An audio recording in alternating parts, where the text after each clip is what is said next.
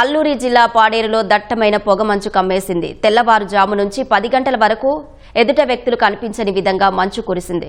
వాహనదారులు లైట్ల వెలుతురులోనే ప్రయాణాలు సాగిస్తున్నారు. చలి తీవ్రతకు ప్రజలు ఇబ్బందులు పడుతున్నారు. మరోవైపు బరిసింగి కొండపైన మంచు మేఘాలు కమ్ముకున్నాయి. చల్లని వాతావరణం పర్యాటకులను కనువిందు చేసేలా ఆహ్లాదకరంగా మారింది. అక్కడి తాజా పరిస్థితిపై మరింత సమాచారం మా ప్రతినిధి శివ అందిస్తారు. అల్లూరి జిల్లా కొండకోనల్లో ఎన్నో విచిత్రమైనటువంటి మనోహరమైనటువంటి దృశ్యాలు కనిపిస్తూనే ఉంటాయి. మనం చూస్తున్నది ప్రస్తుతానికి పాడేరుకి సమీపంలో ఉన్నటువంటి బరిసింగి కొండల్లో ఉన్నాం. ఇక్కడ మనం చూస్తున్నాము, ఓ పక్కన సూర్యోదయం కనిపిస్తుంది. అదే పాడేరులో చూసుకున్నట్లయితే చుట్టూ పొగమంచు దట్టంగా అలుముకునుంది. 11 గంటల వరకు కూడా సూర్యోదయం కనిపించదు.